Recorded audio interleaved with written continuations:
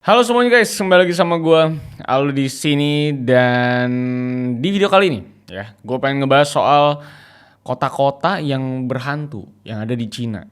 Dan kata berhantu di sini tuh bukan bener-bener cerita kota yang serem atau horor, tapi tentang kota-kota mati di Cina yang kosong dan gak dihuni sama orang sama sekali. Tapi kalau kota mati ada di daerah Eropa atau Amerika itu isinya bangunan-bangunan lama dan tua. Yang menarik di kasusnya Cina ini tuh kota-kotanya tuh baru aja dibangun sebenarnya. Dan bahkan desain kotanya itu juga banyak yang lebih gokil dari kebanyakan kota-kota di Cina yang masih penuh sama penduduk sekarang. Ya salah satunya aja ada yang didesain plek-plekan kayak Paris coy. Tapi pertanyaannya kan kenapa ini kota-kota yang punya arsitektur keren itu malah tidak berpenghuni. Apalagi kota-kota ini itu juga belum lama dibangunnya. So gimana ceritanya? Mari kita mulai. And let's begin the case guys. I lost myself. I waited still for a glimmer to arrive. I know it will. Nah, kenapa kota-kota keren di Cina itu pada kosong? Cukup aneh kalau kita lihat secara sekilas. Apalagi kalau kita lihat dari sekedar desain dan tata kotanya doang. Karena kota-kota yang mati ini tuh beneran banyak yang keren-keren banget. Sampai ada yang punya desain mirip banget sama Paris dan punya menara Eiffelnya sendiri. Jadi gokil banget kan ya. Makanya apa sih sebenarnya yang kejadian di Cina sampai ada banyak kota mati seperti itu? Oke, gue langsung mulai aja dari alasan kenapa bisa sampai ada banyak kota mati di sana. Jadi memang ada beberapa faktor beruntun yang bikin banyak kota mati ini jadi betul-betul terbengkalai. Dan gue mulai dari jumlah populasi dan urbanisasi Cina dulu. Jadi di Cina itu ada sekitar 1,4 miliar penduduk yang jelas bikin demand dan kebutuhan akan tempat tinggal itu juga jadi akhirnya banyak banget. Makanya sejak mereka mulai jadi negara produksi dan punya pengaruh yang cukup global di tahun 2000-an, mulai banyak orang dari daerah-daerah di Cina itu pindah ke kota-kota besar. Dan developer properti juga gencar banget dalam ngebangun banyak produk tempat tinggal baru di kota-kota yang ada di sana. Dan gak cuma dari bagian kebutuhan akan tempat tinggal yang tinggi, kota-kota mati ini juga sebenarnya ada buat jadi investasi para developer properti dan juga orang-orang yang punya duit nganggur. Kenapa? Karena ya sama aja kayak di Indonesia atau dimanapun. Biasanya kan orang-orang itu beli tanah atau bangunan di tempat yang belum ditinggalin banyak orang. Dengan harapan itu properti bakal naik harganya di beberapa tahun ke depan. Makanya banyak juga orang dan perusahaan yang ngebangun atau ngebeli properti di lokasi-lokasi yang jauh dari perkotaan yang sudah berjalan. Atau bahkan di lokasi yang sama sekali belum ada penduduknya. Nah, tapi sampai penjelasan tentang investasi tadi, gue harus track back lagi. Kenapa pembangunan apartemen dan bangunan-bangunan lain di sana itu bisa kencang banget dan banyak investornya? Dan jawabannya itu karena di Cina, satu-satunya investasi yang bisa dibilang stabil itu cuma real estate alias properti. Yang di tahun 2015 saja, harga apartemen itu bisa naik dalam hitungan hari. Dan kenaikannya juga bisa sampai 100 US dollar lebih kalau demand-nya lagi banyak. Jadi memang gila banget kenaikan harga properti di Cina. Sedangkan instrumen investasi lain kayak saham, pasar uang, dan kawan-kawannya itu nggak stabil karena ada campur tangan pemerintah. Dan pasarnya bisa jatuh bangun kapan aja. Makanya nggak aneh kalau bisnis properti di Cina itu bisa dibilang kenceng banget. Sampai sekitar 90% dari penduduk di sana itu investnya di properti. Dan cuma ada 7% dari mereka yang invest di saham. Makanya dalam periode kurang dari 3 dekade aja, udah banyak banget daerah-daerah siap huni yang isinya itu apartemen-apartemen tinggi, yang lengkap sama fasilitas mewahnya. Terus kalau gitu, apa yang sebenarnya jadi masalah di sini? Sampai kota-kota yang udah fully furnished ini jadi terbengkalai dan nggak ada yang nempatin. Dan jawabannya itu ada di pembangunan yang punya skala terlalu besar, sampai nggak bisa dikontrol lagi sama perusahaan-perusahaan properti ini. Jadi memang di Cina itu udah mulai banyak banget pembangunan yang dilakuin sama perusahaan-perusahaan properti dari tahun 90-an. Jadi perusahaan-perusahaan properti ini tuh ngebangun dari mulai sekedar apartemen atau perumahan sampai ngebangun distrik-distrik besar yang udah kelewat mewah sebenarnya. Dan mewah di sini tuh beneran mewah banget. Yang contohnya itu kayak yang gue bilang di awal, kalau di sana tuh banyak replika kota-kota maju di dunia, dari mulai Tiantucheng yang kayak Paris dengan menara Eiffelnya, Thames Town yang jadi London dengan pubs khas Inggris, sampai ke Yuchapu yang jadi kota Manhattan di Pinhai dengan banyak gedung pencakar langitnya. Dan jelas, dengan ngelakuin pembangunan sekencang ini, tujuan mereka itu kan pastilah buat nyari untung. Dan ngebuat daerah-daerah ini diisi sama orang-orang kaya dan jadi maju dengan sendirinya. Tapi di sini yang jadi masalah itu bukan cuman bangunan-bangunannya doang yang punya arsitektur kebarat-baratan. Tapi harganya juga sama mahalnya kayak di Amerika dan Eropa. Makanya pada akhirnya ini tempat jadi terbengkalai begitu aja dan bisa jadi kota mati tanpa ada pembeli properti yang memang mau tinggal di sana. Karena dari data yang ada, Tiantucheng yang jadi mini Parisnya Cina itu cuma dihuni sekitar 2.000 orang per tahun 2013. Padahal total kapasitas yang dirancang buat kota ini itu awalnya ada di angka 10.000 orang. Jadi emang jauh dari perkiraan gitu hasilnya.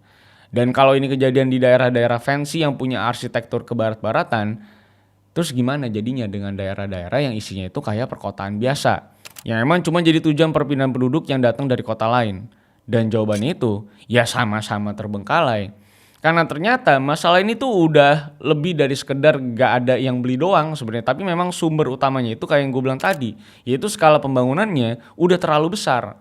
Karena walaupun sejak 2 dekade lalu properti itu jadi instrumen investasi paling stabil, sebenarnya ya itu cuma sekedar kepercayaan generasi boomer yang udah berinvestasi di tahun 2000-an. Sedangkan kenyataannya di masa-masa sekarang, investasi properti itu malah punya resiko yang super tinggi di Cina. Kenapa? Karena ternyata selama ini developer-developer properti raksasa yang ngebangun gedung-gedung di sana itu pakai cara nakal yang sangat-sangat riskan buat dilakuin. Jadi ini semua tuh berawal dari peraturan di Cina yang ngebolehin penjualan properti waktu properti tersebut masih dibangun.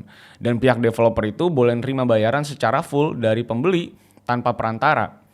Nah yang jadi masalah dengan cara main ini itu ada di para developernya yang pakai duit-duit dari rumah yang belum jadi buat ngebangun perumahan atau distrik di tempat lain. Jadi ya kayak gali lubang tutup lubang. Jadi itu duit pembeli itu diputar dulu sama mereka buat ngelakuin ekspansi yang dilakuin lagi dan lagi setiap waktu. Jadi kebayangkan ya seberapa beresikonya tindakan kayak gini. Yang dengan kata lain ini perusahaan ngebayar gaji karyawan, biaya operasional, dan biaya lain-lainnya itu pakai utang mereka ke customer-customer yang udah DP dan nyicil rumah. Dan hasilnya itu bisa kita lihat di masa sekarang, seberapa parahnya keadaan finansial developer-developer properti di Cina. Dan emang seberapa parah imbasnya. Di sini gue ambil dari yang paling gede aja, yaitu dari perusahaan properti bernama Evergrande. Jadi ini perusahaan itu awalnya dibangun sama Hui Kaiyan pada tahun 96 di Guangzhou. Nah seiring berjalannya waktu, ini perusahaan jelas semakin gede di tahun 2000-an karena demand pembangunan tempat tinggal itu banyak banget. Dan bahkan si Hui Kaiyan aja sempat jadi orang terkaya nomor 2 di Asia, lu bayangin. Dan Evergrande-nya sendiri juga bisa dapat revenue tahunan itu sebesar 73 miliar US dollar dengan lebih dari 1.300 proyek yang tersebar di seluruh Cina. Tapi walaupun mereka itu bisa dapetin revenue tahunan sebesar itu, utang perusahaan mereka tuh ternyata jauh lebih gede lagi. Yang tepatnya itu ada di angka 300 miliar US dollar. Dan lu bisa hitung sendiri deh kalau jadi rupiah itu berapa triliun. Dengan keadaan perusahaan yang punya utang sebanyak itu, Evergrande ini juga kena masalah major di tahun 2020. Waktu Beijing itu ngeluarin peraturan baru buat ngontrol jumlah utang yang dimiliki perusahaan properti besar. Yang diantaranya itu ngebatasin utang perusahaan kurang dari 70% aset. Minimal total saham shareholder harus bisa ngecover utang perusahaan. Dan yang terakhir itu, perusahaan harus punya aset cair yang bisa ngebayarin semua utang jangka pendek kayak gaji karyawan, terus reimburse, dan lain-lain.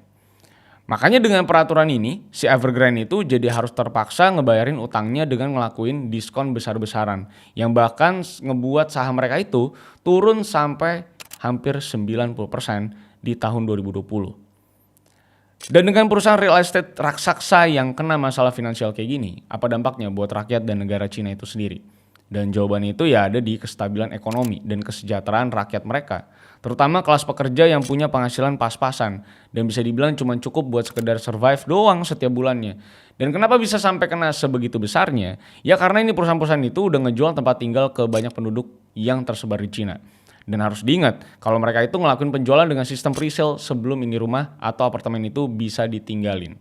Dan 70% sampai 80% dari rumah baru yang dijual di Cina itu masih ada di tahap pembangunan, lu bayangin. Yang per tahunnya itu jumlah pembangunannya yang dilakuin mereka tuh bahkan cuma sampai 10 juta unit. Jadi kalau sampai mereka nggak bisa ngegaji pekerja dan ngebayar utang mereka ke investor, pembeli-pembeli properti mereka ini juga bakal kehilangan duit DP dan cicilan begitu aja sebelum bisa ngerasain tempat tinggal mereka. Kayak banyak proyek mogok seperti ini Jakarta Baru. Nah, dan kejatuhan perusahaan-perusahaan properti ini juga nggak cuma datang dari aturan baru yang berlaku, tapi juga karena beberapa faktor lain. Dari mulai pandemi COVID kemarin, jelas Cina yang jadi tempat infeksi pertama juga ngelakuin lockdown gila-gilaan dan ngebuat kegiatan jual beli apapun itu stop secara serentak termasuk dalam jual beli properti. Dan selain itu, jumlah populasi di Cina yang masih nomor 1 di dunia ini dan tidak akan terkalahkan rasanya, ternyata mulai berkurang angka kelahirannya. Karena dari datanya PBB aja, jumlah pekerja yang ada di Cina itu berkurang dengan cukup signifikan. Dari yang tadinya itu ada di angka 997 juta pekerja di tahun 2014, jadi berkurang sampai ke 986 juta pekerja di tahun 2021. Dan PBB juga ngasih perkiraan kalau di tahun 2099, jumlah pekerja yang ada di Cina tuh bakal berkurang lebih dari setengahnya ke angka 400 juta pekerja. Jadi memang sebesar itu jumlah populasi yang berkurang di Cina akhir-akhir ini. Dan gak berhenti sampai di jumlah tenaga kerja yang berkurang. Sama dengan negara-negara lain yang ada di dunia. Cina juga lapangan pekerjaannya itu mulai susah banget. Dan presentasi populasi anak muda yang pengangguran itu ada di 20,8%. Sedangkan anak-anak muda yang punya penghasilan cukup itu juga jadi cukup takut buat invest di properti setelah ngelihat contoh kasus kayak si Evergrande ini yang mungkin propertinya kagak bakal jadi gitu. Makanya nggak aneh kalau si perusahaan-perusahaan kayak si Evergrande ini tuh sampai kesusahan sebegitunya karena ya masalah-masalahnya itu kejadian secara tiba-tiba dan bersamaan. Jadi memang nonjok banget rasanya buat perusahaan-perusahaan ini. Terus gimana keadaan masyarakatnya yang jadi customer perusahaan-perusahaan properti ini? Ya mayoritasnya itu apes bisa dibilang. Karena benar aja customer dari perusahaan-perusahaan ini tuh mulai kena imbasnya. Dimana mereka itu tetap bayar KPR tapi pembangunan rumah atau apartemen mereka itu akhirnya tidak lanjut sama sekali karena duitnya habis. Dan bahkan banyak yang akhirnya harus terpaksa tinggal di apartemen setengah jadi yang belum dicat, belum ada keramiknya, belum ada ceilingnya dan pokoknya keadaan itu nggak layak banget lah buat ditinggalin. Tapi karena duitnya udah di sana semua akhirnya tinggalin. Makanya dengan semua kekisruhan yang terjadi karena bubble investasi properti di sana pecah akhirnya pemerintah itu turun tangan dan ngelakuin kebijakan baru lagi buat jadi penengah sementara antara masyarakat dan perusahaan-perusahaan ini. Jadi di awal tahun 2023 kemarin harga-harga rumah dan apartemen itu dibuat stabil sama pemerintah dengan nurunin harga deposit dan ngasih subsidi buat para calon pembeli rumah. Dan untuk para developer, pemerintah Cina juga ngelonggarin peraturan baru mereka yang ngebatasin jumlah utang. Dan mereka sendiri juga ngegelontorin pinjaman sebesar 148 miliar US dollar buat para developer ini. Supaya minimal cash flow mereka tuh bisa gerak dan kas mereka tuh bisa muter lagi. Dan pembangunan bisa lanjut. Tapi apakah ini bisa bikin masalah tempat tinggal di Cina selesai? Belum tentu juga. Karena dari laporannya lembaga riset Capital Economics, mereka tuh ngasih perkiraan kalau developer-developer ini butuh sekitar 444 miliar US dollar buat ngelarin proyek-proyek mereka yang ketahan pasca COVID kemarin.